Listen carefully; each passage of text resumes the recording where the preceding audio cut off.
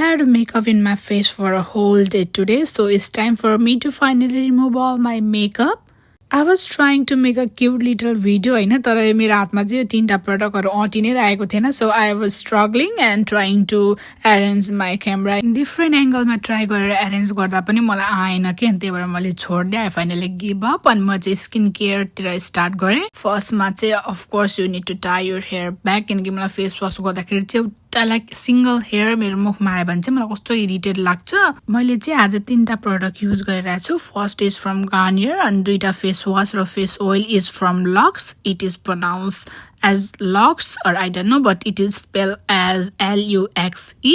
यो प्रोडक्ट चाहिँ त्यति धेरै भाइरल छैन इन्स्टा टिकटकहरुमा, त्यही भएर I don't know यो तपाईहरुलाई थाहा छ या थाहा छैन भनेर, but like I like this product. I have been using this product for like 2 years now and it is actually so good. म चाहिँ अल्छी लागेर यो एउटै कटन प्याडमा चाहिँ मैले बोथ साइड युज गरिरहेको थिएँ, बट लाइक सके कहिलेकाहीँ कस्तो अल्छी लाग्छ नि त, राति घर आएपछि दिनभरि लाइक यताउति कति धेरै टायर्ड भएको हुन्छ, अनि त्यही भएर इट्स ओके भनेर चाहिँ मैले त्यसमै युज गरेँ. अनि I am using the face oil from the same brand. It is called Lux, LUXE again. I don't know how to pronounce, maybe I am wrong, so you guys can go and check this out. मजाले फेसलाई चाहिँ यो ओइलले massage गरिसकेपछि चाहिँ सबै मेकअपहरु remove हुन्छ, भित्र पोर्सहरुमा गएको मेकअप पनि रिमुभ हुन्छ. मेरो चाहिँ एकदमै पोर्स छ स्किनमा, त्यही भएर like I was so afraid to do my makeup. त्यही भएर म युजुअली मेकअप चाहिँ गर्दिन, कहिलेकाहीँ गर्छु अनि गरेपछि चाहिँ म यो ओइलले चाहिँ क्लिन गर्छु. तर म चाहिँ यो फेस ओइल चाहिँ एभ्री डे लगाउन सक्दिन. I am so lazy girl, अनि त्यही भएर म चाहिँ मेकअप गरेको बेला मात्र हो. Again the face wash from the same brand. यो फेस वाश कस्तो मजाले एकपल्ट तपाईहरुले त्यो फेस ओइलहरु नगरेपछि डाइरेक्टली यो फेस वाशले फेस धुनु भयो भने पनि तपाईको मेकअप लाइक 90% चाहिँ फर्स्ट वाशमै जान्छ. तर हामीले अफ कोर्स जहिले पनि डबल क्लिन्स गर्नुपर्छ.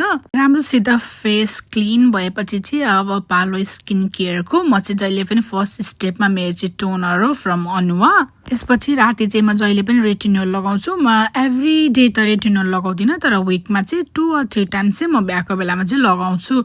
अनि त्यसपछि एज अ मोइस्चराइजर मैले चाहिँ यो डाक्टर अल्थियाको युज गरेको थिएँ. सबैजनालाई थाहा छ होला how good this product is भनेर, अनि यो भाइरल पनि छ त्यति नै टिकटकमा. त्यही भएर मेरो चाहिँ बेस्ट प्रोडक्टै हो यो वान अफ द, किनकि यसको लाइक रिजल्ट पनि कस्तो राम्रो छ अनि फेसलाई पनि कस्तो मोइस्चराइज गर्छ कि. त्यही भएर म एज अ मोइस्चराइजर कहिलेकाहीँ घर बसेको दिन पनि म लगाएर बस्छु, दिउँसो पनि.